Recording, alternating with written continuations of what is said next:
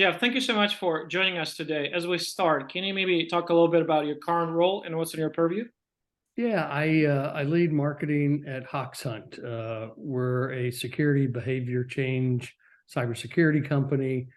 We have an interesting mix of neuroscience, behavioral science, and artificial intelligence, machine learning algorithms specifically that use nudge theory, gamification to change people's cyber behavior to reduce the risk associated with phishing, ransomware, business email compromise attacks on large enterprises. So it's a fascinating company, and I lead the marketing function as chief marketing officer. Awesome. And as a chief marketing officer, what's reporting? What departments kind of reporting to you? Yeah, all the traditional. I call it growth. It's digital marketing. There's a creative director. I have a director of content who also builds communities, so I get a twofer there. I have a vice president of product marketing. He's also one of the co-founders, so really a valuable asset there. And then I've got some field marketers leading both Europe and US. Awesome. So it sounds like almost a 360 with product, field marketing, demand generation, and growth. That's awesome. Right. And so I think this kind of paints the picture of it's now we have a data point in the chart, but to see the line, can you talk? How did you get into cybersecurity marketing? I noticed you have a very interesting vantage point of an experience of small organizations, startups, if you wish, and large organization as well. But I don't want to steal your thunder. Yeah, I kind of started in the middle. My first cybersecurity experience was at McAfee in the late '90s, before they bought Network General, changed their name to Network Associates, and then I was a part of a very small group that built the first security as a service software company called McAfee.com, which we actually spun out of the parent company and took public as a separate NASDAQ company in late '99. I built that company from kind of 0 to 100 million in recognized revenue over a couple of years, and then I moved to Cisco and started building the cybersecurity business there. On top of two acquisitions actually of the Pix firewall and a VPN concentrator. Both were hardware products, specialty hardware products, and we eventually took the software off of those platforms and started to integrate those with the routing switching infrastructure. And then security began to blossom as an adjunct, frankly, to networking, and that kind of marked the marketing campaign of the self-defending network, which is, I think, still the largest running marketing campaign in Cisco's history. It ran for about 6 years as the business grew from about 200 to 2.3 billion over the first 8 years, and just a lot to learn, because Cisco clearly wasn't a cybersecurity company in the early 2000s, and we didn't have the go-to-market resources at the time either to have the conversations with the security practitioners. And so through a mix of indirect channel partners and building security specialist teams out in the field, we were able to build that muscle up over the course of a couple of years, where we could be the security experts to be able to match up to the security practitioners who really have a very high bar, demanding, group of decision makers that want equally intelligent, people that can speak at depth on security technology, especially as you talk about some of the more highly regulated and government industries. Certainly, and it seems from organizations with tens of thousands of employees with lots of resources to kind of more smaller scale organizations, startup size, where you kind of wear a lot of hats and you move much faster than some of the larger organizations. It seems like you have such a variety of different, I guess, experiences in terms of the company size, and you've seen this movie many times, I imagine. it seems that every now and then there is a new theme that captures everyone's attention. For Right. a while, it was inbound. Everything was inbound. I think HubSpot did such a great job inventing a new category of sorts, and everyone kind of jumped into that lake, and soon realized that only a fraction of inbound actually converts. That's right. Then it was all about face-to-face experiences, and whether it's dinners or round tables and events, whether it's RSA or Black Hats, became kind of all the rage. And then COVID hit, everything went virtual. Now it seems like Chat GPT captured everyone's attention. So what's working for you now? What kind of what approach? And I think you packed a lot into that comment. I think what I have learned is doing your homework on who your market is. What's the segmentation? Are you selling to SMB, mid-market, large enterprise, what industries? And so I'm a huge believer in doing a lot of research on ideal customer profiles, persona development, market segmentation, adjacent market analysis that gives you the foundation of data to be able to choose what's the right go-to-market for you. Hoxhunt happens to be our ideal customer profile is actually large, complex enterprises. They're the ones that have a more mature security culture in the company. And so they're heavily penetrated into security awareness training. They recognize that doesn't work. We sort of have a confluence of the analysts recognize that at the same time that decision makers and customers recognize that. And so they're changing the actual labeling of the market category to security behavior change, which is the foundation on which Hoxhunt was founded by the original founders. As I said, leveraging neuroscience, game theory, nudge technology, and AI. And so things kind of all fell to us at the same time, at the right time. And what's new for me is really moving the company from a more traditional mix of marketing technologies, all of which are suboptimal, to 100% ABM. We only will target specific accounts that meet those firmographic filters, target accounts where we have, based on data over the last 2 years, the highest chance of winning those organizations because we have the best product fit. I understand. That makes a lot of sense. I mean, if someone is not, you want to kind of stack the deck in your favor and target accounts that are more likely rather than less likely eventually to become clients. A lot of companies that we talk to, ABM is a robust methodology, obviously. Some of the challenges that they find is that if they take the universe, the total addressable market, and run this ICP analysis, identify within the total addressable market the accounts that are ideal for them, at any given point in time, they often realize that only about 5 to 10% of those accounts exhibit intent. So they're downloading white papers, they attend webinars, they engage with your salespeople trying to book demo calls, they attend your sessions at Black Hat and RSA. And when that happens, the ABM playbook performs as expected. You can orchestrate outbound communication between marketing and sales teams, between your subject matter experts, and make sure that the right content is delivered the right stage of the customer journey, because the customer is willing to play. So the playbook works.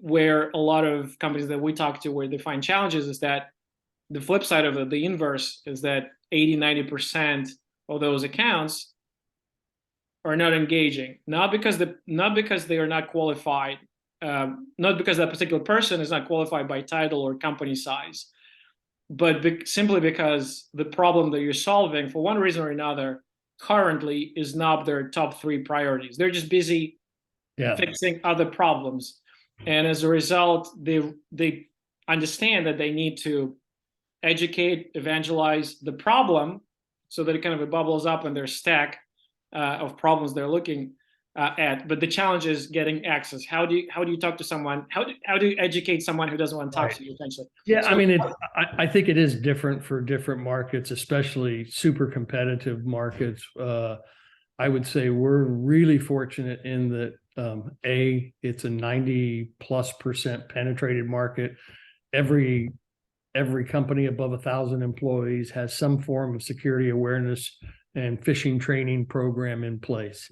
mhm, Of those, 84% are not happy with the results.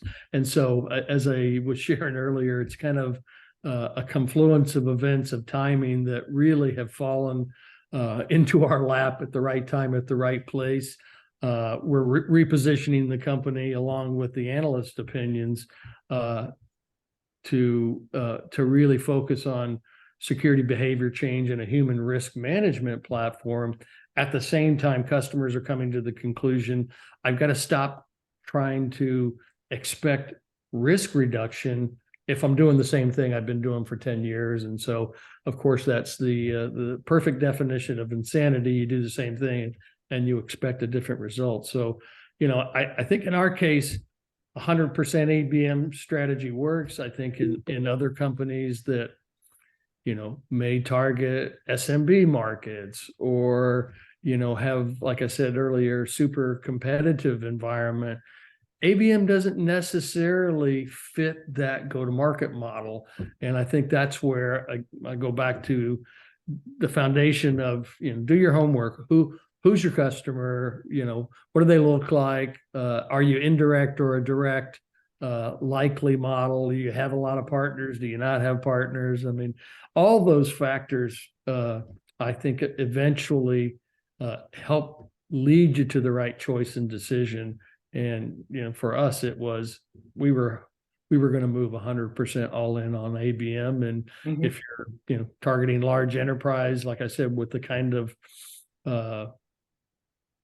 current experience of not having satisfactory results, that made sense for us. And so for Hoxhunt, it really is about content. Content's always been king. So how do you share business outcomes, be educational and informational versus promotional? The cybersecurity industry has a terrible reputation of trying to sell features and data sheets that perhaps are a little bit on the optimal or optimistic side of what that technology can actually do for people.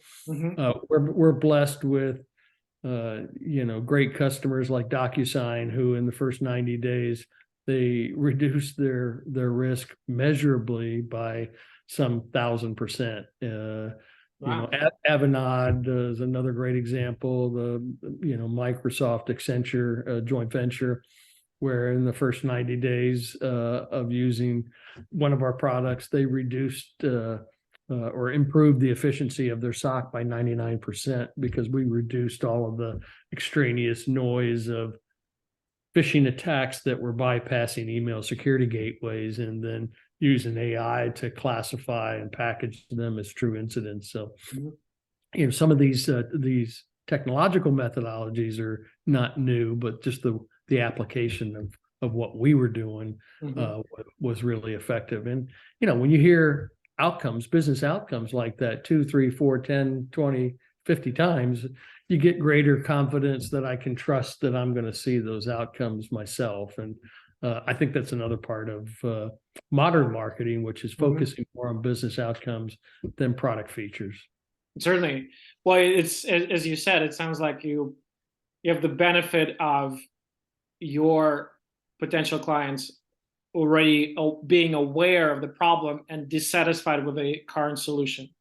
Right. So they know exactly what they need to solve, and they're just kind of struggling. But they know what they don't. Yeah, I said they know what they don't want. They don't want to continue doing the same thing. And I think the other sort of again another external factor is CISOs are getting tremendous pressure to talk to other parts of the business leadership team, board, CEOs, of what are they doing to truly reduce their cyber risk. And previously the human attack surface has been kind of a black box. They haven't been able to really measure, am I at risk, or what is my risk factor in a specific group of human beings. And so that's another aspect of companies like Hoxhunt bringing new innovative methods to actually give visibility where, oh, I can see people in sales are less risky than people in engineering, or vice versa. Yeah. And so having visibility is job one. The second job is to make measurable improvements where you can reduce risk by affecting cognitive behavior change. Fortunately, those are pretty mature science methodologies where you can use things like again, small micro trainings at a higher frequency where brain chemistry is actually being impacted. There's some scientific research known as Ebbinghaus curve of forgetfulness, that if I don't have constant reinforcement on a topic, and you could, of course, remember times in university cramming for a test, I could remember it in the moment. 6 months later, I never could recall that information again. It's the same with cyber behavior. If I can spend 10 to 90 seconds every 6 to 10 days with you, I can effectively change your brain chemistry, and that impacts your ability to be a human detection sensor. And that's really the sort of the secondary impact of a security change platform is you're now turning these, what were previously seen as your weakest link, or a resource that was at risk, now being used to be your most intelligent sensor, because it turns out humans are a much better detection sensor for social engineering attacks than a piece of software. Interesting.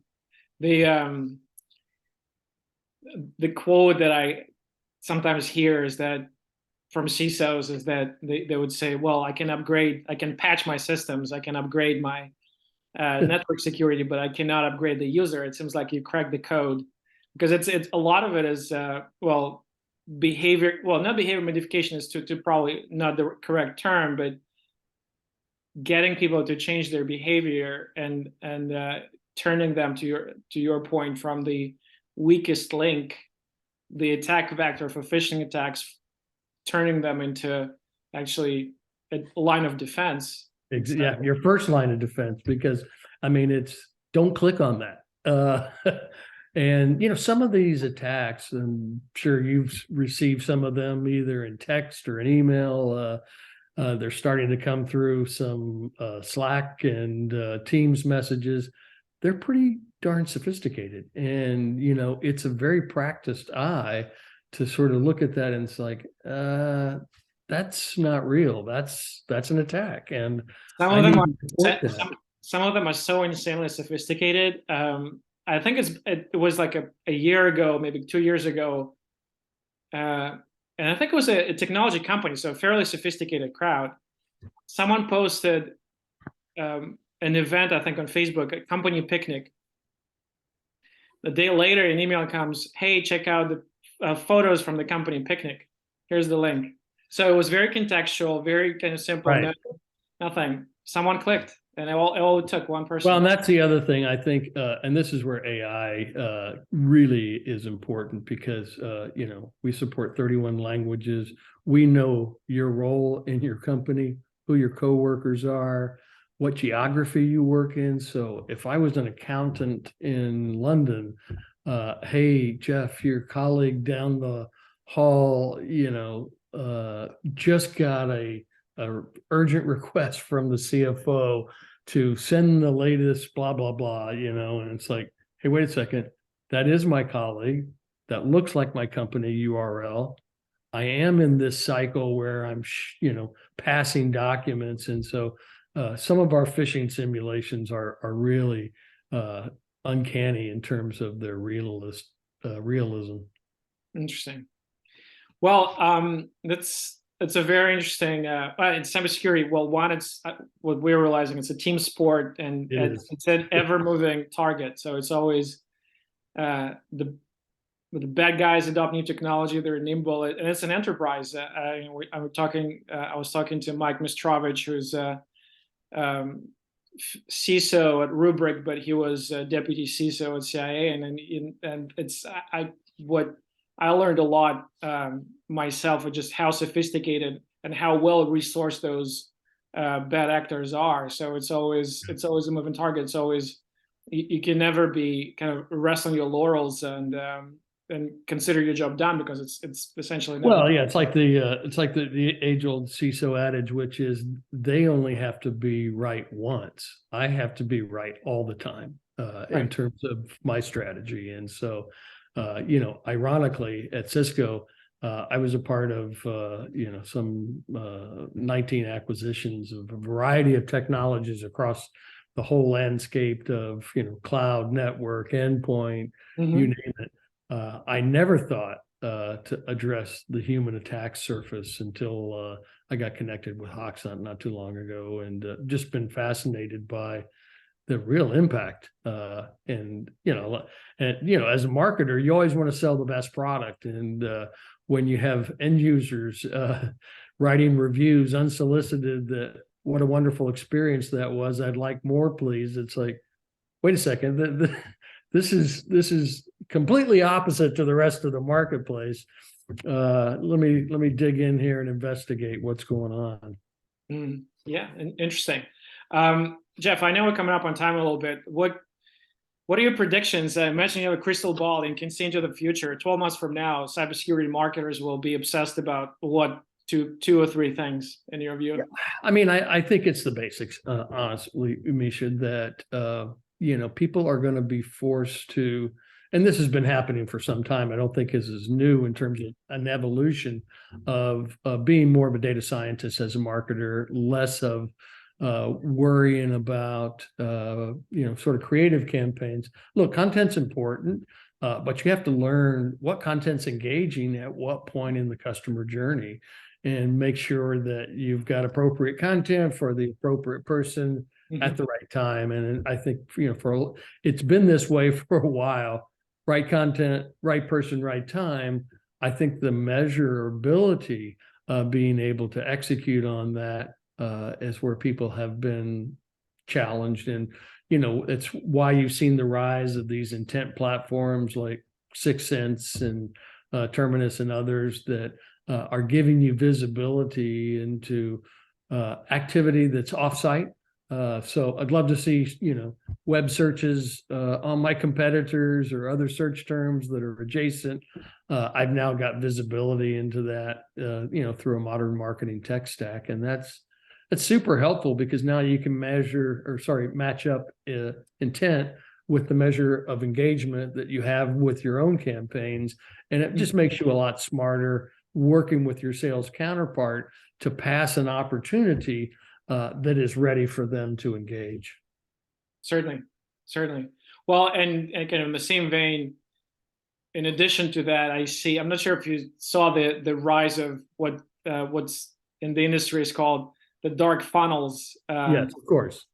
So conversations that happen in hallways or private Slack channels or Discord, Telegram, what have you, over coffee or drinks with colleagues, something is impactful but it's not easily tracked, so that people kind of type in the search term for your company, so you write up attribution as a direct search, but in reality it's not.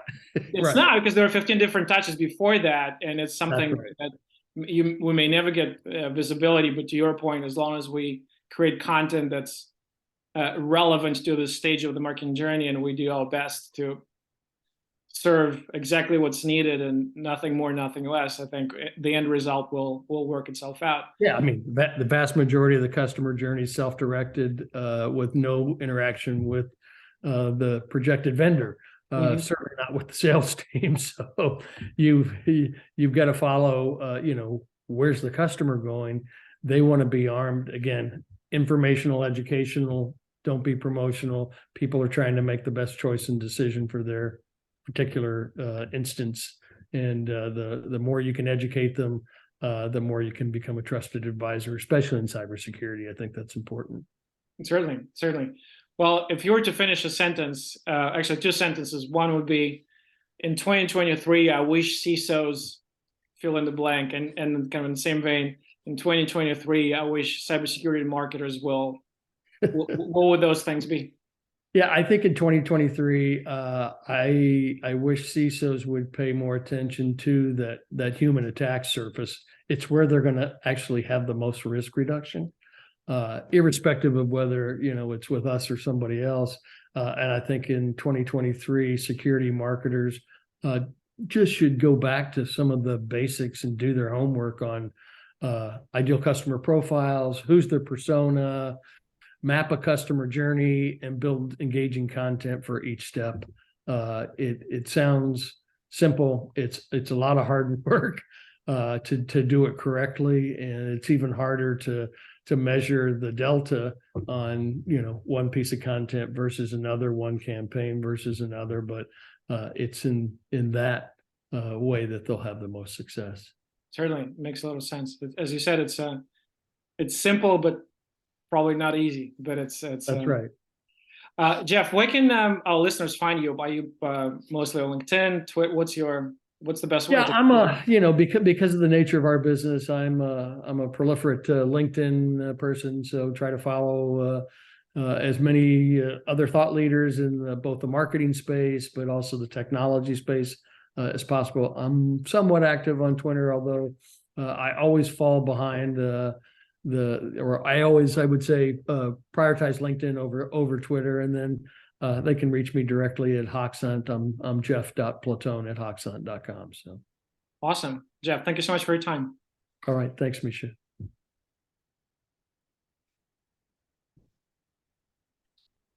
Let me just stop recording. So, Jeff, as I mentioned, I'll send you the link. Okay. And again, it's not super urgent. Maybe in a week or so, take a look. Yeah, no, happy to. I see the link. I'll take a moment and take a look and give you any comments. I mean, it wasn't perfect. There's some ums and ahs and tongue twisters in there, but hopefully you can take some of that out. Certainly, certainly. Sounds good. Thanks, Jeff. Thank you so much. All right, bye.